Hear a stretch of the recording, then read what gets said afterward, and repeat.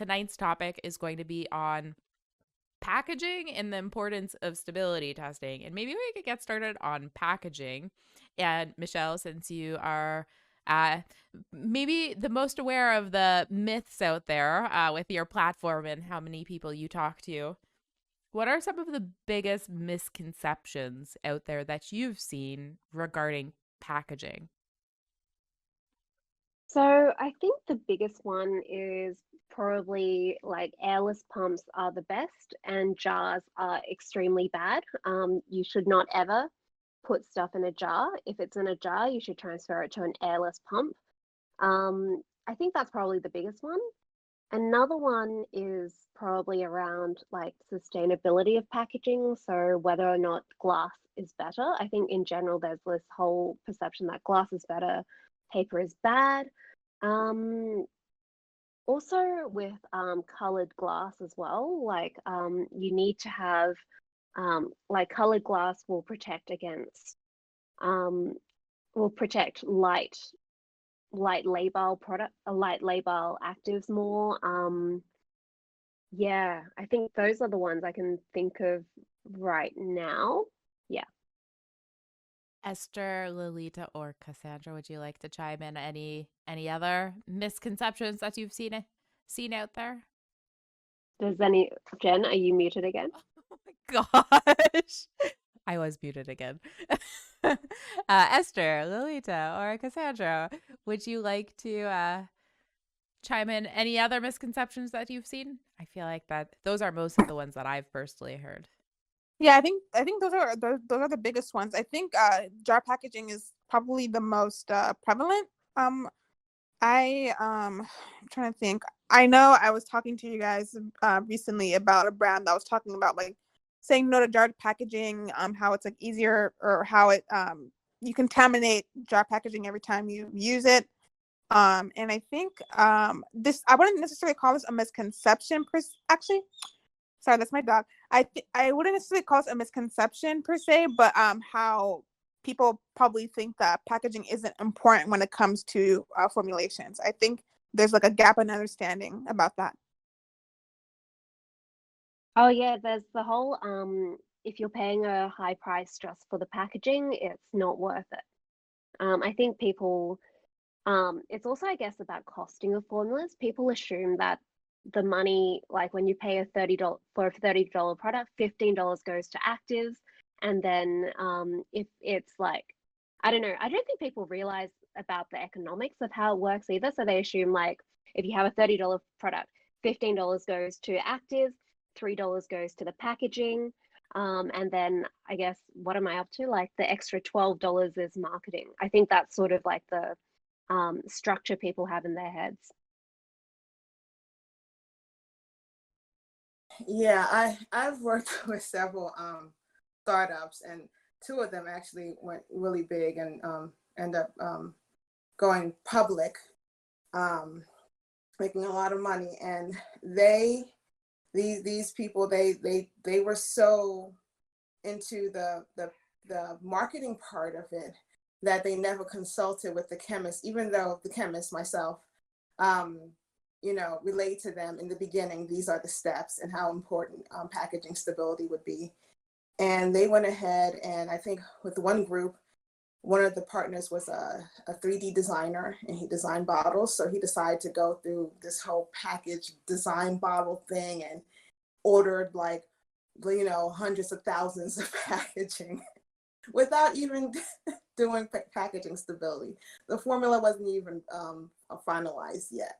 And they had issues with it. They had issues with it because there were OTC actives in the product that were not compatible with the packaging and makeup. So I feel like a lot of companies don't, small companies, startups, I don't think the big brands do this, but they don't really put a lot of emphasis on the packaging or really think that it can cause a problem when it comes to, especially when it comes to like plastics.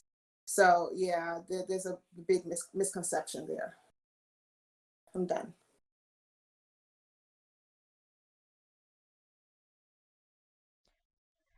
I totally agree with you, Cassandra. I feel like whenever I work with brands, packaging is all, they at least want it to be an afterthought. I have a consultant that I work with really closely, but it's just something that people just generally don't think is kind of a part of the process, how important and complicated packaging decisions can be depending on what you're looking for. Now, coming back to this misconception that we shouldn't be using products in a tub. Well, firstly, where does this come from? The logic, I guess, it makes sense if you think about it, why people may think this. Now, from a formulation perspective or a product safety perspective, is this an issue? Now, maybe it is for indie brands that aren't doing the right stability testing to launch their product. But for most products on the market, is this something that consumers really need to be concerned about? What do you guys think? Lalita, would you like to go first on this one? Sure. I mean, I think, I think, if a brand is responsible enough, they would do, regardless of the type of packaging that their product is in, they would do stability testing. And for those who in the audience, who stability testing is essentially you take a batch of the formula, you place it into different environmental conditions for a set period of time. And these conditions, they vary in temperature and humidity, and you simulate and essentially it simulates what happens to the product during its life cycle. So I think a brand should be responsible enough, regardless of the type of packaging, to ensure that they're doing proper stability testing. Of course, there's so many different testings out there that you can do. You got to do the microbiome testing, packaging stability testing, and make sure the product is compatible with the packaging, etc. So I would say, as long as a brand is being responsible, it's. I would think it would be okay. Esther, what do you think? I think jar packaging is completely fine. I think so. The responsibility, of course, is like on the brand and the manufacturer, but it's also on the consumer as well. And I think some people completely neglect this. Brands, well, let me say bigger brands, because we already we already have our thoughts on some of the smaller ones that kind of just like don't care. Bigger brands are gonna do the challenge testing. Bigger brands, and we know that challenge testing, it's supposed to reflect, well, at least with jar packaging, you're pretty much inoculating the jar packaging with microbes that are going to eventually be deactivated with the preservatives, right? But for when it comes to jar packaging, and the consumer uses it, if I'm not washing my hands and continually dipping my nasty hands into a jar, of course, like the product is not going to be able to withhold it, like withhold all that contamination like throughout the time. So like I said, it falls on the responsibility of the brand, as long as the brand is ensuring that there's the safety, ensuring the safety of the product, doing the challenge testing and stability testing or whatever, and the consumer is also doing their part too. It's completely fine to me. But if one is failing on their side, then of course it's not going to be okay. Cassandra, what do you think? Yeah, I think it really depends, on the brand, the manufacturer, the formula. The manufacturer or the formulator has to set up the guidelines to determine what the stability parameters will be. So they have to determine and depend on I'm sorry, not depend. I'm losing my train of thought. Based on the formula, they have to see what the vulnerability will be, depending on the packaging that it's put in, and also the use. So is it a plastic jar? Is it a glass jar? Is it a whatever other kind of jar, mixture, or whatever jar? And how is it going to be used? Is it going to be used, like, for example, is it going to be a sugar scrub that's going to be used in the shower? Is it going to be a cream? Is it going to be like, you know, a jelly? What is it going to be? So the manufacturer has to set up the guidelines to make sure that they test for the stability parameters and that it meets all the stability guidelines and passes before they can put it out on the market for commercial use. So it kind of seems like if you're purchasing from a reputable company, then you will be fine just fine. If you're purchasing from a company that may be cutting corners, I mean, maybe I wouldn't purchase from them to begin with. If you're really concerned, this is often a take home. Some products are riskier than others, but if you are concerned about product safety, then maybe go to the larger brands that have a lot more money to put into safety substantiation. Of course, there are many small brands that do a really good job substantiating safety before putting a product onto the market. But there are some brands that are cutting corners. The other thing that you can do as a consumer is maybe just like ask ask what you've done to like substantiate the stability of your formula. Michelle, where do you think that this idea came from? Because it's super popular right now, and I feel like you've been on the internet for a real long time. What do you think? Do you have any insights for where this misconception kind of stemmed? Yeah, thanks for making me feel old, Jen. Not old. You've I just am been on old. the It's internet. okay. I'm You're old. advanced with your internet usage. Oh, that doesn't help. So I think it came from Paula's Choice. So about 10 years ago, the only real, like, I guess, science about skincare on the internet came from Paula. Well, it was Paula, Beauty Brains, and me. It was like literally that. Um, so so there are certain things that Paula says in her books. Paula has had a really long and really impressive history. Like she's done a lot to shape the, I guess, science sort of um, appetite in the skincare community. And it's come from like books that she wrote in the 80s and 90s. And one of the things she really, really hated was jar packaging.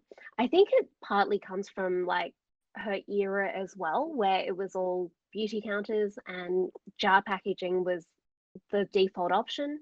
It was really luxurious. It was, yeah, everything you got was like a luxury jar. And I think a lot of her dislike of jars comes from that. Whereas now I think it's quite different. We have better technology for stabilizing things in jars. I don't know if the testing's changed. Maybe some of you guys know more of the history behind that. But yeah, I think it's a Paula thing.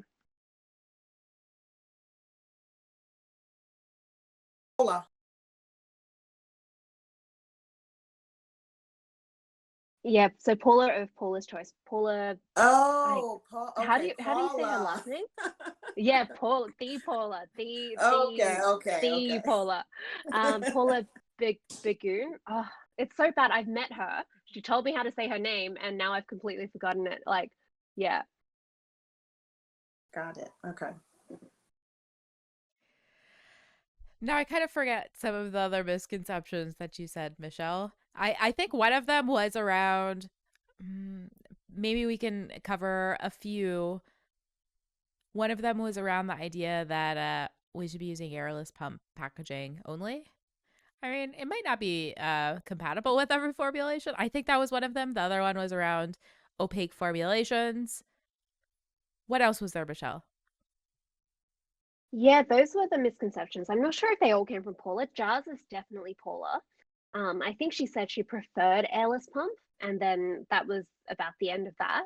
And then I don't know where opaque packaging came from. I think she also has a thing about that. Like she hates clear jars. Um, and there are actually some examples on her database. She reviews products on Beautypedia, or her team does now. And there are even examples where the jar itself isn't actually clear. There's like a clear jar with like a white plastic liner.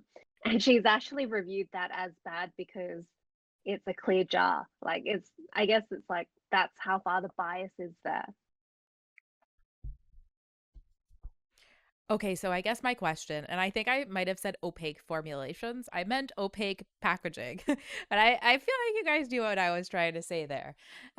So the question to the formulators here is airless packaging inherently better? Is clear packaging inherently bad?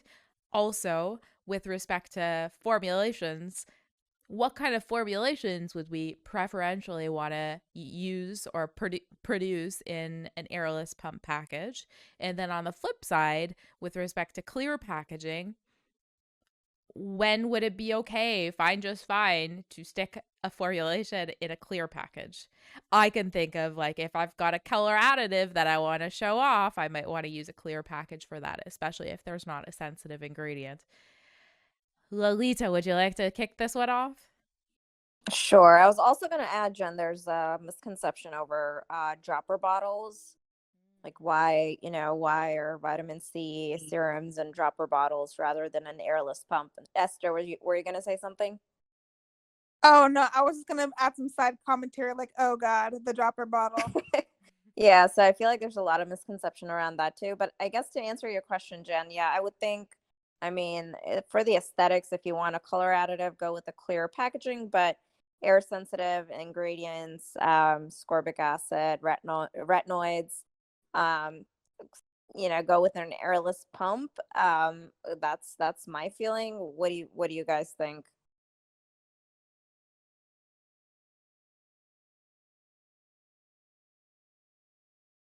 Cassandra, would you Wait, like to go next? Oh, Esther, sorry. wait, no, sorry. I was gonna ask. What? Can you repeat what you just said, Lolita? I'm sorry.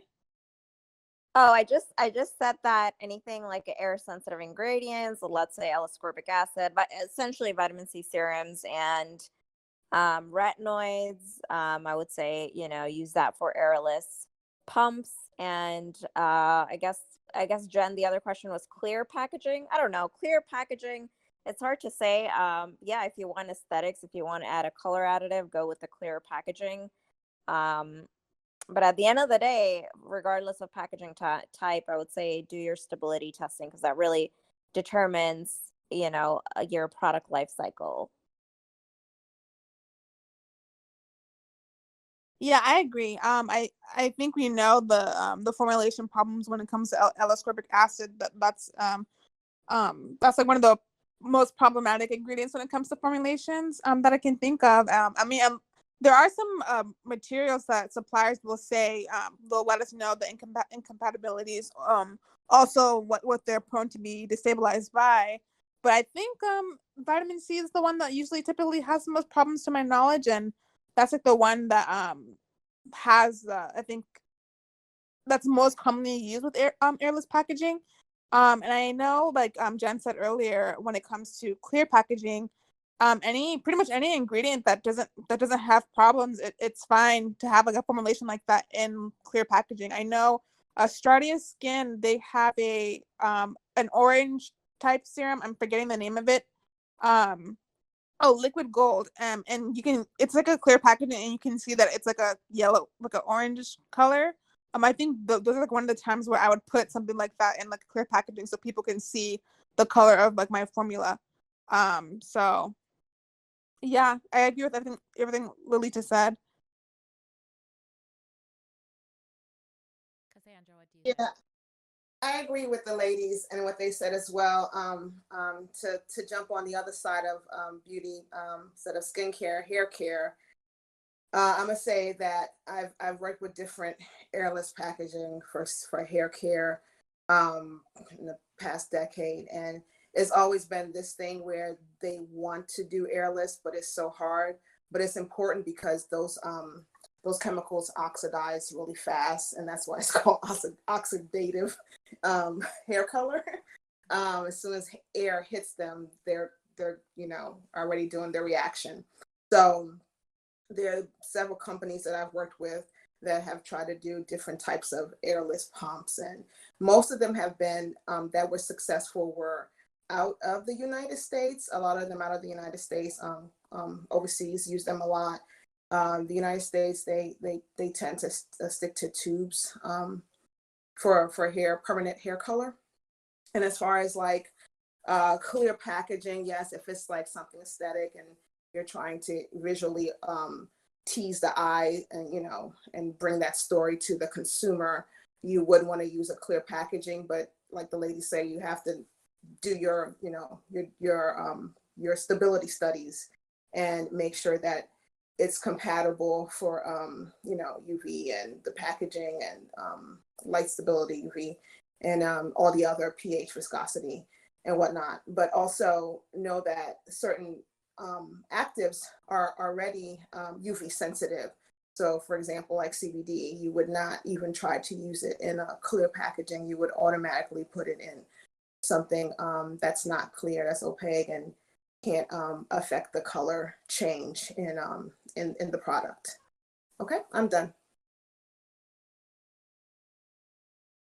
And I guess along the lines of what we were just talking about, when you're developing a formulation or developing a product for market, what are some of the considerations you have? I guess depending on where you are, you may not have any choice.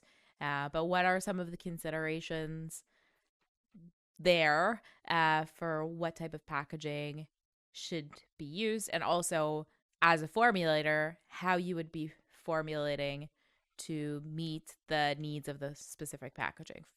Such as, like, I'm using a tub package. Okay, well, I might want to use a little bit more preservative than I would have otherwise because it has to stand up to consumers.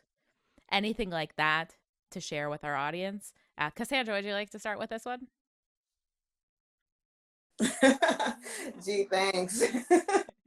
Like, I don't have enough information to really give my opinion, but based on my experience, I don't have that much experience with packaging to say this is what the issue is with the formula and the packaging. I just know that when I do packaging stability, if it's not a known active that, you know, it's going to affect the packaging and what the packaging is, say if it was plastic or something, then I know that, okay, we're going to add this type of active in this formula. We cannot have it in, you know, these types of plastics, whether it be all the different, you know, types of plastics they have. I usually consult with the packaging company and let them know what type of actives are in the product so they can give me an idea of what type of packaging I should go with. And that's usually how I approach that. And as far as preservative is concerned, I really base it on the formula and not the packaging. So, you know, the amount of formula, the amount of active, the mass quantity of the formula within the jar and how it's being used and what type of action is used in the packaging, if it's a pump or a squeeze bottle or jar. And that determines the preservative as well as the formula. Esther, would you like to go next? Not fully understanding what your question was because it was so long. Considerations as a formulator you would take to make the formulation work for the package or when choosing a package. Typically, like suggestion for brands listening in, like that should kind of all happen together. Think about the packaging with the formulation when you're first getting started. That would be my tip to you. But Esther, considerations for formulation and packaging compatibility, things that you might do to make a formulation compatible with a specific package or vice versa. Okay, so when it comes to packaging tests, for one, I double check the packaging. At least that's what my company does. So because some suppliers are packaging, so if I'm being honest, hopefully no packaging suppliers are in this chat right now. Their packaging honestly really sucks. The packaging sucks, and that's why we kind of need to test it to see if it's good enough to have the formula or to even hold the formula or even hold water to even pass like a vacuum test to make sure that nothing leaks when, let's say, it's shipped or even the formulations in the packaging. Also, one thing to test is the type of material that is used. So I know some sensitive ingredients are like fragrance, color, preservatives, and make sure that nothing, let's say, doesn't get absorbed into like the material, or like, actually, yeah, absorbed is like the word I'm trying to use. Gets absorbed by the packaging and makes the formulation more, excuse me, more, what's the word I'm looking for? Inefficient or not as efficacious. I know, I don't know who said this, if it was Jenna Lalita, but for example, if you had jar packaging, of course you're gonna want to add more preservatives to balance a consumer that's gonna continually like dip their fingers in the jar, compared to let's say like a pump type packaging, where a consumer won't be as exposed to dipping their hands like in a jar as well. I think those are like the considerations that I would do when it comes to packaging. Lalita, anything to add? I was just going to add that I feel like a lot of brands these days plan everything around a more sustainable type of packaging.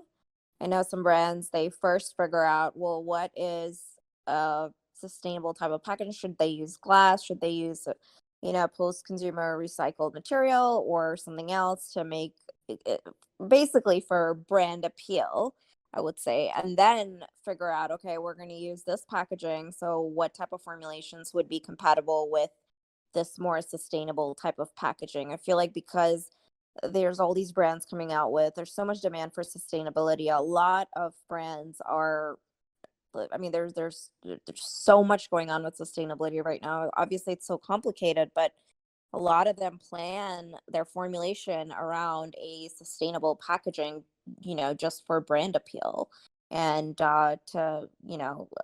for consumers. So I think that's something that I just wanted to add. But I agree with what everyone else is saying in terms of what else should you be looking for packaging. And if you want a whole bunch more on the packaging piece from packaging consultants, which Cassandra said this, and I also, when I formulate for brands, I don't typically work too much with the packaging. I work with a consultant who specializes in packaging, because it is like just as complicated as the formulation. There's a lot going on. And with respect to, well, the sustainability piece is really complex, and something that I'd like to see more brands do is actually do a LCA to substantiate their claims for sustainability. But the other thing is, people don't realize this, that quote unquote clean or green, not is essential oils really green? I would question that, but people who claim to be green, their formulations are typically harsher on quote unquote eco packaging. So there can be compatibility issues for quote unquote clean formulations and perceived clean packaging, which I think is really interesting. If you want a whole bunch more, our second latest, I think, YouTube video, I posted a replay of I had Eva, I forget her last name. I'm so sorry, Eva, if you're listening to this.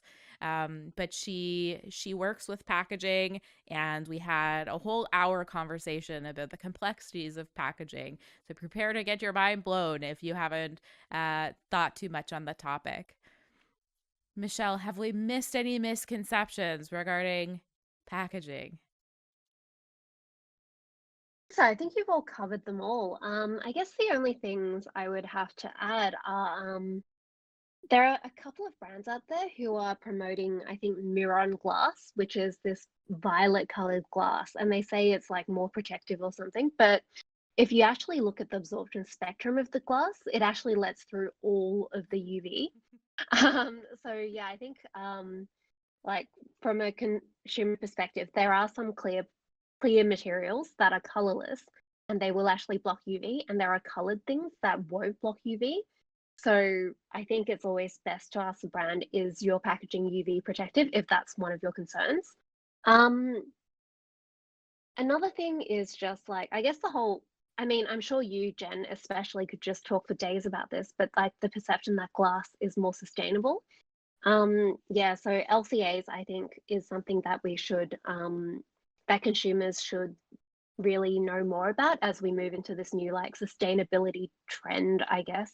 Hopefully it's not a trend. I do honestly believe sustainability is a good thing. Maybe we should do a video on it, Jen.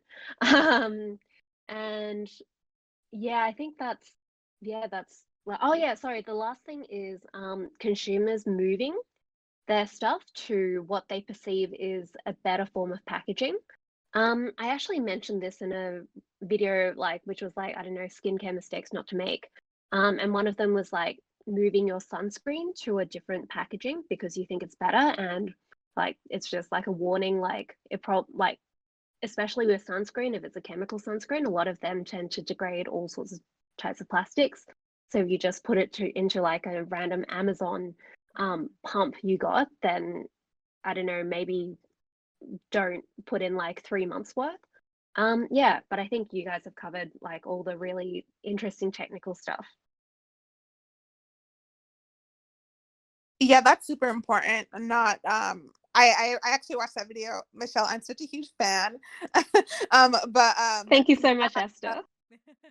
That I don't know, I keep saying people that transfer a lot of their product to different packaging, it's very, I don't want to say dangerous, like as in it's extremely bad, but it's just not the best thing to do because there is going to be, or there is potential. I'm not going to say it's for sure going to happen, but there is potential for there to be formula packaging incompatibility. And of course, no consumer is going to test the formula and packaging to see if it's compatible, or it's just not really feasible to do that as a consumer because we as formulators and chemists, we either do it ourselves, the packaging formulation compatibility ourselves, or we go to like a third party service to do that.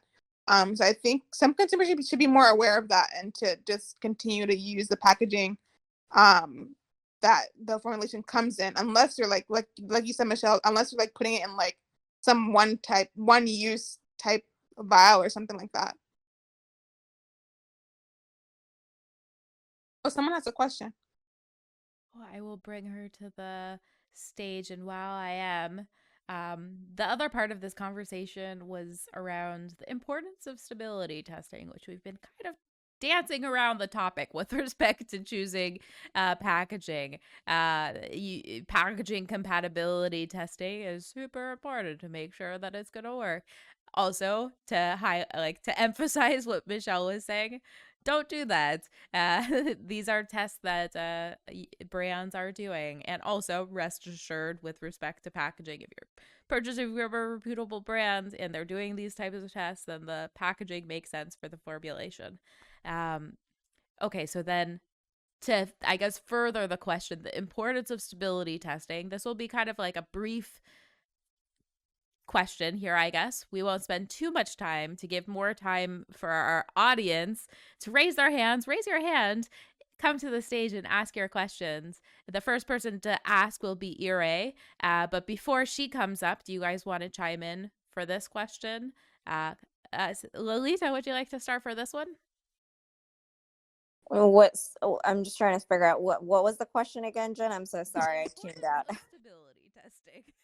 Yeah, I think there's this I read online, like someone commented saying, it's not necessary to do stability testing, and well, while FDA doesn't entirely say that this is like mandatory, I think if you don't do stability testing, there's a high chance that your product won't maintain its physical, chemical, and microbiological qualities, as well as like functionality and aesthetics. So it can degrade over time, and and that's unsafe for the consumer and the manufacturer. So I think when I see comments like this, it's just like, well, a responsible brand, like I said earlier, will definitely make sure that they do the proper stability testing, like I mentioned earlier.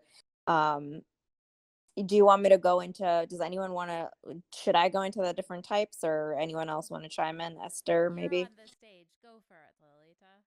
Well, I mean, there's different, like I said, there's different, you take a product and you put it in different environmental conditions, as well as humidity conditions, and you just essentially see what happens to your product over its life cycle. And if something if you see a product degrading, you just throw out that batch and you start a new batch. And keep doing this until you make sure that nothing goes wrong and the product does not change its color, its aesthetics, and yeah. So an important part of the process, especially not especially, it's always important, but brands that I don't know if you guys have this experience with indie brands, particularly, the want to put every possible active in the formula. And then with all these actives, there are unanticipated interactions that can impact the stability. So stability testing is super important because something like ceramides can throw off the stability of the whole emulsion and ruin it. So you need to know that. And the only way you can really know it, you might see it quickly without stability testing, but if you don't, then stability testing is crucial. Esther, would you like to go next? Oh, Or sorry. Cassandra, sorry. Cassandra, go next. I was gonna say to your point, yes, because not just putting a whole bunch of active, but also like changing brands. A little video I posted on Instagram with the Sesame Back song about one of these guys are doing their own thing, one of these kids doing their own thing. It was because in a hair shampoo we had this is a shampoo that is already has final stability and everything, but we decided to go with some different brands that were a better priced, and of course one of them just threw off the whole formula. So we had to do from A to I think it was O of different materials that were added after 40 Celsius, which were like the active, the extracts, botanicals, and see which one of these guys were doing their own thing and causing it to go out of stability. And it was the methyl lactate. We bought a different brand, and the brand was not as comparable to the one that was used before. So this is very important also when you're changing suppliers and you think, okay, this costs less money, let me go with them. And I've seen this happen before, and I told the client this may happen because we're changing up brands, suppliers, and sure enough it happened. And I had to go in and determine which one it was, because it was just not their brand. It was all these other brands that we just completely changed as far as the extracts of botanical, because they figure, hey, it can't be that bad, they're just extracts and botanical. No, it can be that bad. So to your point, it's not just the product itself. It's also the supplier, changing suppliers. I'm done. Esther, anything to add? I don't get stability testing done. That's all I really have to say. Like small brand or big, do it. I don't think it's really worth it to release a brand if you're not going to put the money into do stability testing. Now, before I get to Iyer, Michelle, have you heard? I'm interested if there's some weird misconceptions about stability testing that are on social media that I'm just ignorant of. Is there anything out there?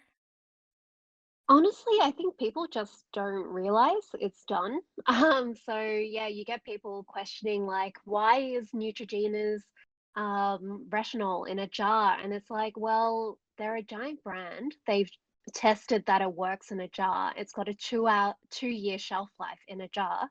Clearly, they know what they're doing. I think really it's just people don't really know about stability testing and what goes into it.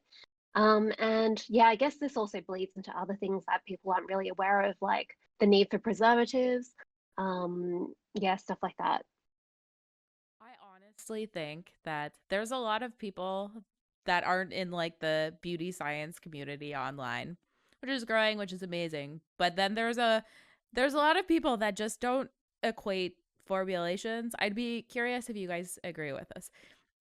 Equate formulations as a science or chemistry, and they don't realize that there's chemists behind their products to make the formulations.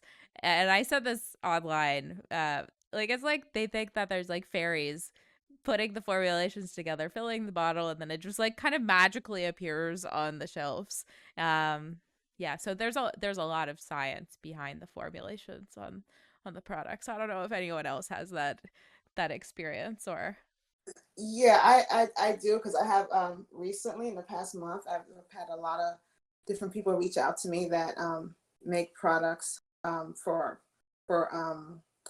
commercial sale at home or in their salon. I deal with a lot of salon owners and barbers, and they do that a lot. And one girl was saying, well, someone said that it's not safe for me to make these in the back of the salon, but it works. And I'm like, it's not.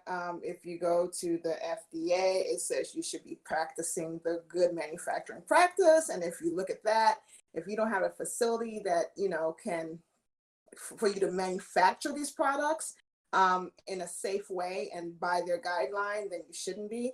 There's not a law against making your own, but you need to follow the guidelines.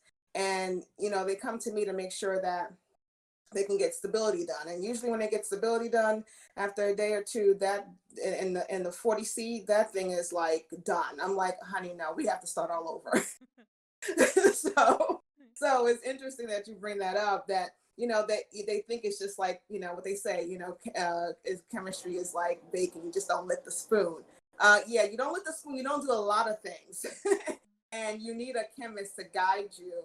And a lot of times they don't even know what a cosmetic chemist is. So it's interesting that we're like the fairies and the fairies, or the North Pole. What do you call those guys at the North Pole? The elves, yeah, the elves, just like making the products, and it just appears at the door with Amazon. Iyer, would you like to ask your question or make your comment? Hi, can you hear me? I can hear you perfectly. Oh, okay. First of all, I wanted to say I've really been loving these Discord chats. Um, and then my question was, how do you feel about the idea that products shouldn't be stored in your bathroom because it'll contaminate or reduce the stability? Anyone want to chime in on this? I think there's a little bit of nuance with this.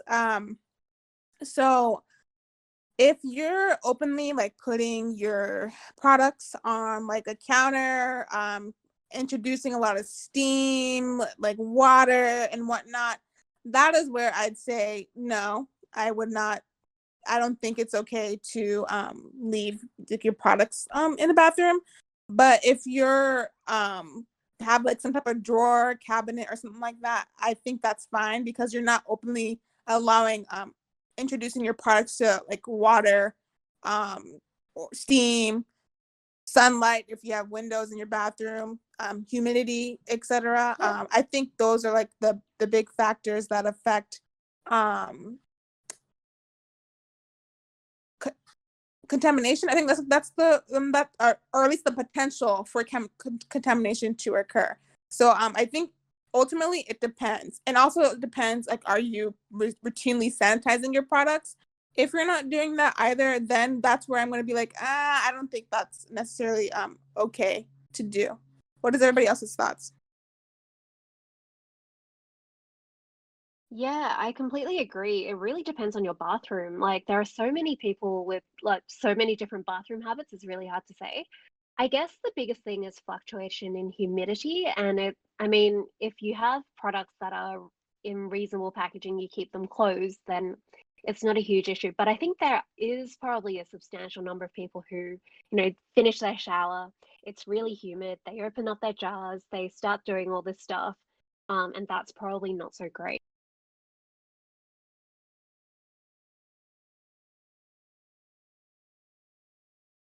I'm gonna agree on scientifically with you guys on the science side, but I mean, my mother and my mother's mother's been doing it for for decades, and it never did anything to me. So I don't know. I don't know if it's that bad because it's never bothered my skin, not that I know of. So, having a jar open, like, if I had a gel or, something I use on my face and I ran out the house and it was open all day and used the rest of the jar for the rest of the month on my face, nothing happened. So I'm going to say, it didn't hurt me. So I really don't have a strong opinion. And probably just to add in here, something that consumers won't really be able to know, but it depends on the formulation, because some formulations might be more robust to stand up to this kind of pressure. Some, especially if you're purchasing from smaller brands, especially on like the clean side, maybe aren't as robust to stand up to the same kind of consumer pressure. It really depends. Yeah, I agree with Yeah. that.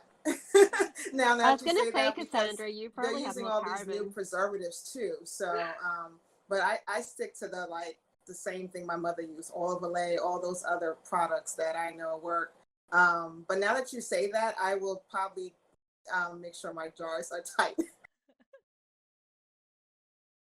Michelle, what did you say? You guys were talking at the same time. Sorry, I was gonna say, Cassandra, yeah, your products back in the day probably had more parabens than maybe some of the products these days. Give me the parabens. Bring them back, please. Topic for next week. I don't want to worry about these things. I was also going, sorry, Jen. Oh, sorry. I was just going to say, Lalita, what do you think?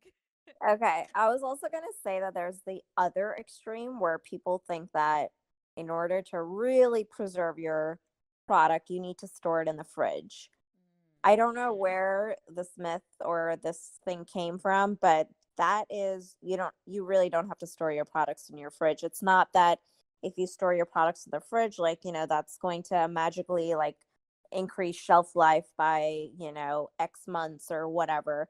That's the reason, brands do stability testing. They test the product in various conditions, both hot and cold, to ensure that the product can withstand any type of contamination or if there's any changes with the product. So I just wanted to add that, while it's best practice to maybe store it in just a room temperature, a cool area perhaps, but you don't have to go to the other extreme, which I've seen online, by storing your products in the fridge. Unless you like the way that it feels. Yes, Maybe unless you like cool. Yes, exactly.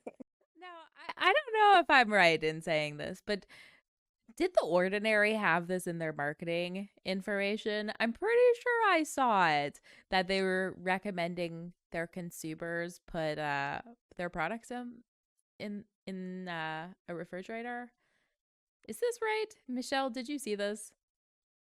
So their rationale, they recommend storing in the fridge, and I think it's actually just because they haven't done like much, actual formulating around it. I think they just whacked it into a bottle, and they haven't really done like a proper assay to see what the shelf life, like, yeah, how long the retinol actually lasts.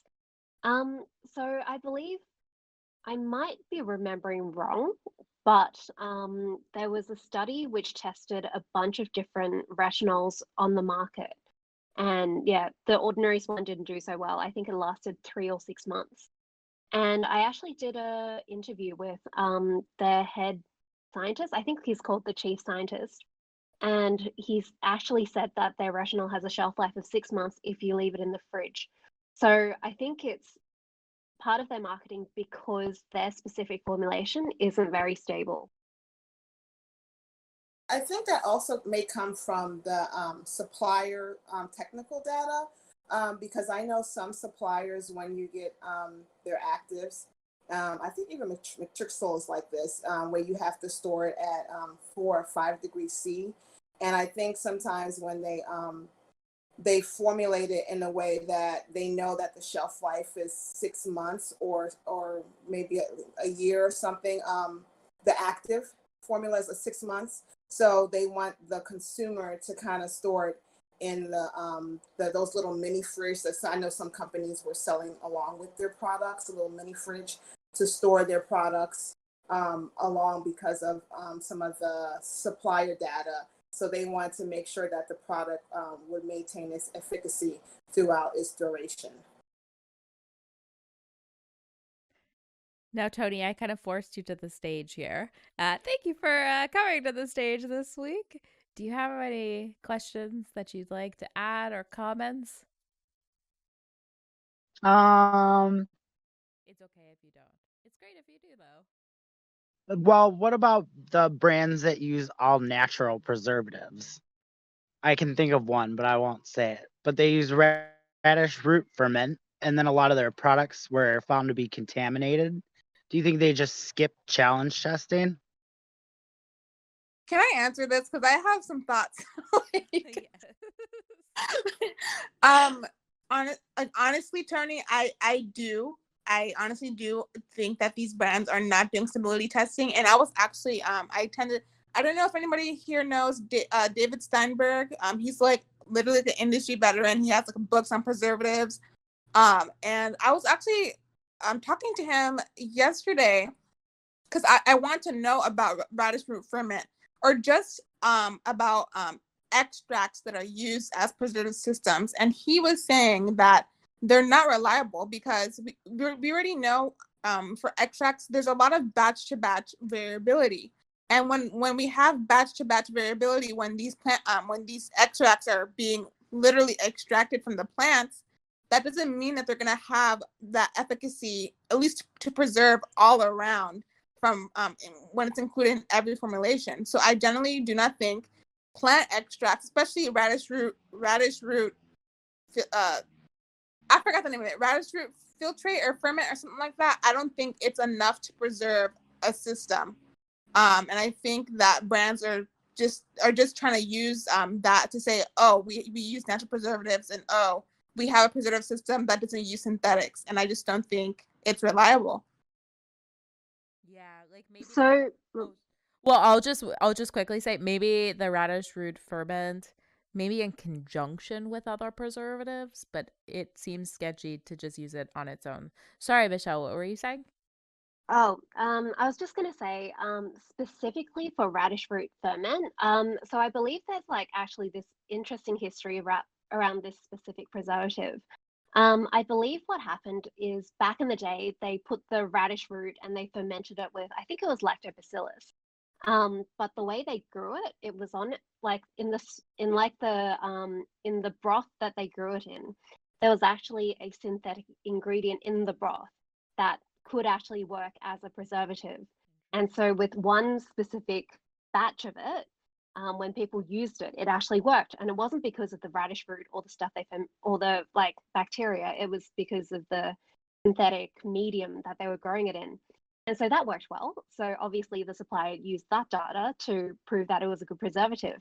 But then maybe later on they changed the broth because they thought, oh yeah, who knows? Like it's just the broth, who cares?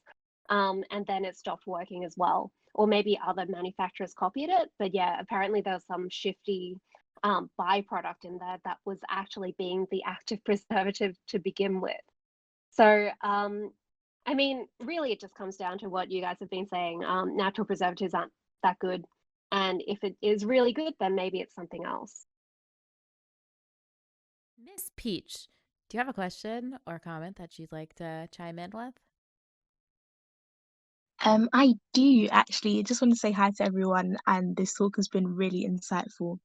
I don't know if this is a cheeky question because I'm currently studying cosmetic science and we're in our final year project, and we're doing stability tests at the moment on our gel-like emulsion. It's like an Olio Gel, and I just wanted to know if you guys had any tips on formulating Olio Gels or any further reading that might be good to look at, as currently it looks like all of our phases are going to separate. Stabilizing an oleo gel. Is that the right question? Wait, how do you Yeah, spell that? Oleo gel. or like I don't know how to describe it. Essentially it's just the oil and water emulsion, but we've used a gel-like polymer, Like and a I high don't think it's internal done really phase well. emulsion. Yeah. Water and oil, or oil and water emulsion? Oil and water. Oil and water. I guess for me, what I would say is it really depends on the emulsifier that you're using. Are you by chance using the sucra gel mix? Because it can be a tricky bugger to use. Actually, no, we're using a really basic acrylates polymer, so we thought everything was going to be fine. I personally feel like it's just the method, but you know. Yeah, I would have to see the formula or know what you're using to actually give you advice on that, because that could be like a lot of different things. Did you calculate the HLB? We didn't actually. That's probably a really good place to start. Thank you. And did you use a homogenizer? Yeah, we've used the homogenizer. Okay. Yeah. Try to calculate the LHB, HLB, and then see what you get with that. I was also going to Thank add you so much. you can ask this question on Chemist Corner. They're really, I mean, the chemists on there are pretty helpful answering technical questions, so that could be helpful. Sweet. Thank you guys very much. Well, I guess we're kind of overtime right now. Maybe I'll just ask my final question to everyone. Now, I think I ask this every time, but do you guys have any final take homes or insights that weren't covered about the topic that you'd like to leave with our listeners? Lalita, would you like to go first on this one? Yeah, I was going to say your cosmetics are safe. I'm only saying it like this because I had somebody LOL. I had someone today, I guess, blast one of my posts on their stories saying that I don't know what I'm talking about, blah, blah, blah, and how FDA does not, care, etc. That is absolutely not true. The FDA does care about your cosmetics. So you have to ensure that you do your stability testing and all your testing to make sure your product is safe for the consumer. And chemists are not adding any type of toxic, quote unquote, toxic ingredients to your skincare. So please stop with that. That's it. Now we have maybe just to like further this, we have 5 cosmetic chemists or chemists with a specialty in cosmetics. We have all these people to the stage. Does anyone disagree with what Lalita just said, or do we all agree? Anyone disagree? No. Okay, so there you have it. Crickets. Michelle, would you like to go next? I don't think I have really many take homes, but maybe honestly, yeah, I don't know. I just feel like there are so many brands out there, and most of them do stability testing, and then you have some who I guess don't, and it's a bit riskier with their formulations. But I think overall, in the consumer mindset, it is that the big brands are dodgy, and it's actually the opposite. And I think this is something you say a lot, Jen, that I think rings really true. It's usually the indie brands, the so-called the really disruptive brands that are doing things a bit off, and they're cutting corners where they shouldn't be cutting corners. Esther, any final thoughts? Invest in stability testing. I know I said this earlier, but if you are planning to start a brand, it's not worth the risk to not do stability testing, challenge testing, all of that to make sure that your product is okay before you release it on the shelf. I mean, I'm personally not a brand owner, but I'd hope that brands would want to keep the safety of their consumers in mind, and we as chemists have seen from FDA warning letters a lot of brands that have been just simply trying to make a sale by not putting the time and money to take to ensure adequate testing. So make sure to do it. It's super important. And last but not least, Cassandra? I hope there's not a lot of noise in the background. It's the water running. I would just my last words would be to as a formulator, or if you're starting your own brand, to really pay attention to the packaging, and definitely if you're doing this yourself at home, then that's fine. You have a formula you think is great, and you've been selling it to your mama and them and everybody in the neighborhood, and everybody loves it, and it's amazing product, but there's no stability on it, so it's not safe. So, or you don't know if it's safe.